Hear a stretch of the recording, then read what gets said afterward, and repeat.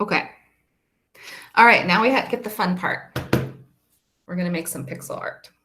So I'm going to do a demo, and then you're going to get a chance to do pixel art and show it to the class if you would like. We would love to see it. Well, speaking for myself, I would love to see it.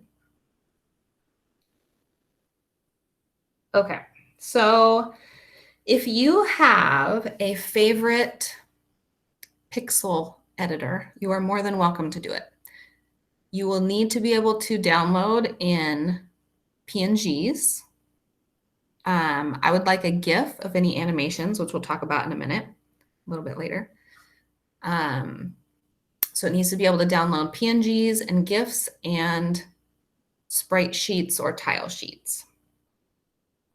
There will be a link for this, Gabe, yes, in Canvas, but there is not yet. Okay, so in the instructions, I'm going to give you a link to a online pixel editor called Piskel. I'm going to go ahead and log out so you can see the sign-in process. Come on, computer. There we go. Okay, so when you get here, it looks like this. You do sign in. And choose your school account. Probably. That's what I would do if I were you. Doesn't really matter because you're going to download stuff out of here, but that's what I would do. And then I guess I can show you some things that I made. These are things my daughter made. She made me and herself, apparently. Some ideas of kind of like where we're headed.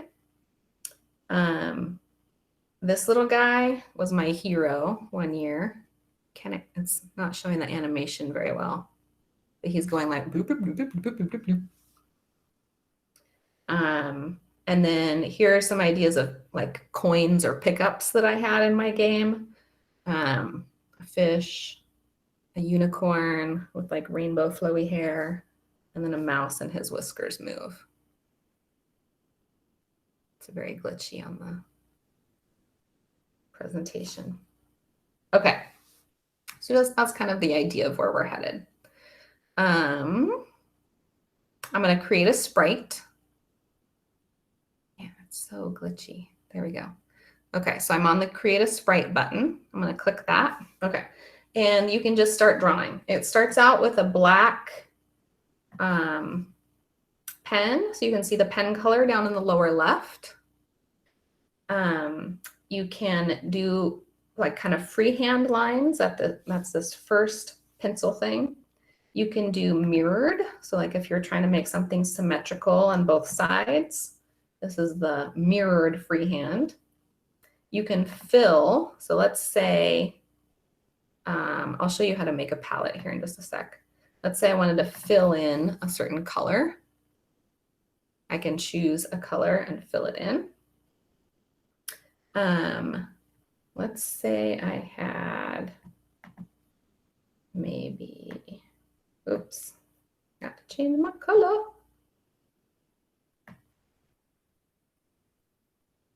Another like red filled in area.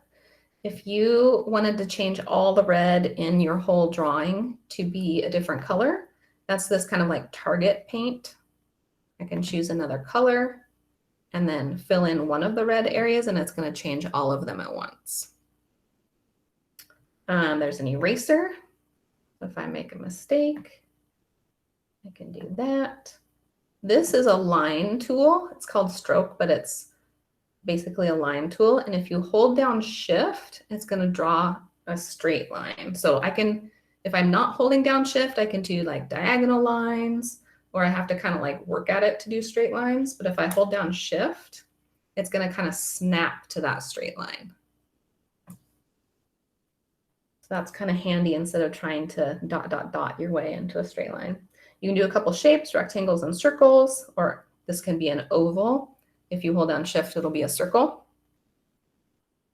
So I'm really bad at the selection stuff. I can never figure out how it works. Maybe you guys will be better at it. The hand moves everything. So if you wanted to like scoot things over or whatever, you can do that with the hand. And then supposedly you can do a shape selection, but every year I can't figure out how to get it to move. And then eventually somebody tells me how to do it. And then there's also a couple other ways to select things. Okay. Oh, and then over here on the right, you can flip left to right. You can rotate, and if you hover over any of these keys there, it'll tell you some kind of like sub options. So like if I hold down Alt, it'll go clockwise. Otherwise it's going to go counterclockwise.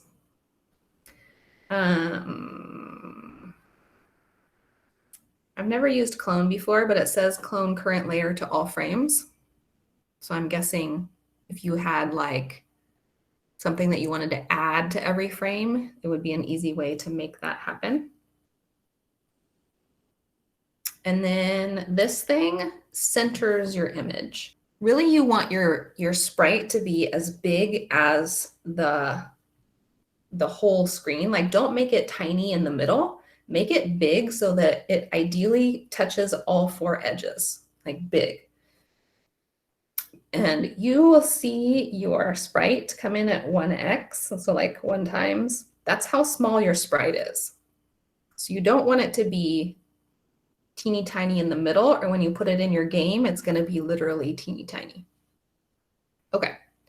I like to change the view from 1x to full, and that gives me a better view of my object. And in this little like square arrow square thing, it's called resize. I like to make sure that my width and height are 32. You can select other things than 32. However, things won't work right if you don't stick to powers of 2. So like 16, 32, what's the next one? 64, 128. Those are all acceptable widths and heights. So if you want to do more detailed sprites, double this, or even double it, and it will give you, like, I'll just show you. So if I resize, I'll change this to like 128. I'm going to resize. Oops, wrong click. There we go. So it looks like nothing happened, but now when I start drawing, oops, that was in the hand apparently. There we go. You can see that my my pixel size is different. So it basically just multiplied the pixels, or like made the same drawing but out of smaller pixels. Okay, if you're interested in seeing how to do the palette, take a look at the meat, and I can show you real quick. So if you click on edit, the little pencil, you can add more colors to the current palette just by adding this, doing the little plus and then selecting a color.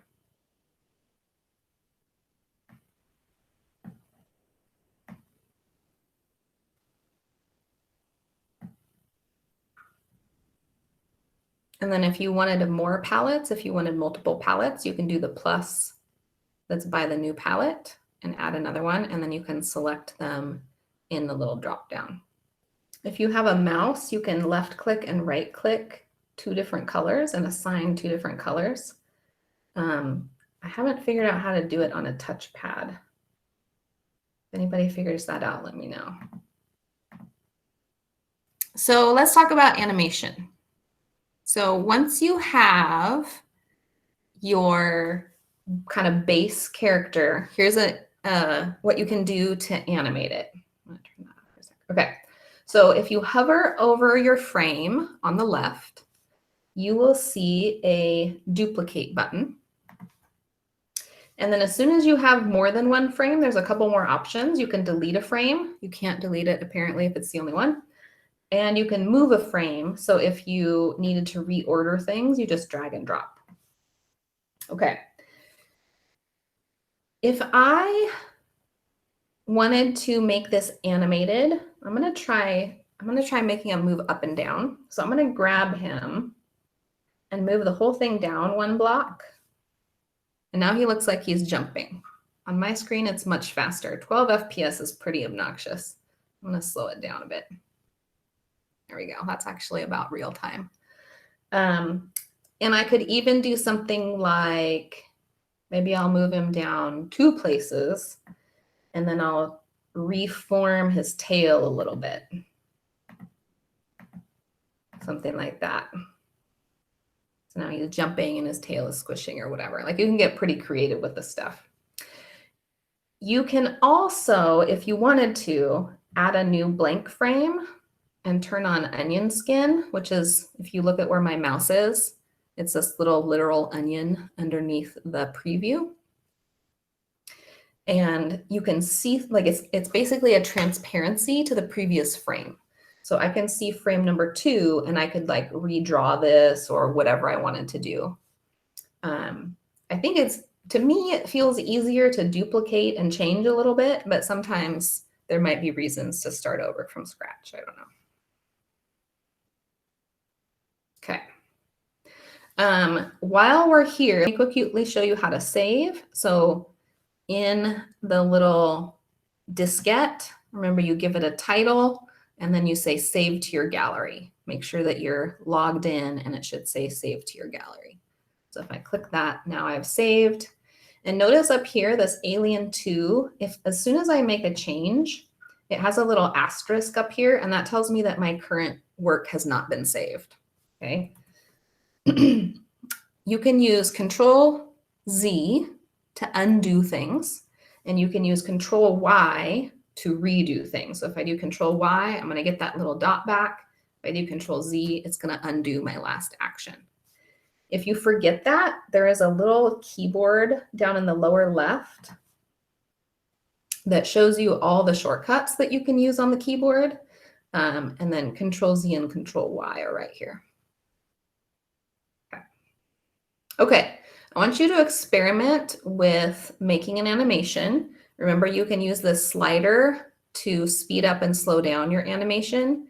You can use the onion skin to see through transparency to the previous slide or not. Yellow is on. And if you're having trouble seeing your sprite in the preview window, make sure that you're not on 1x because that makes it super small. I usually just do full, and that'll make it full size for this window.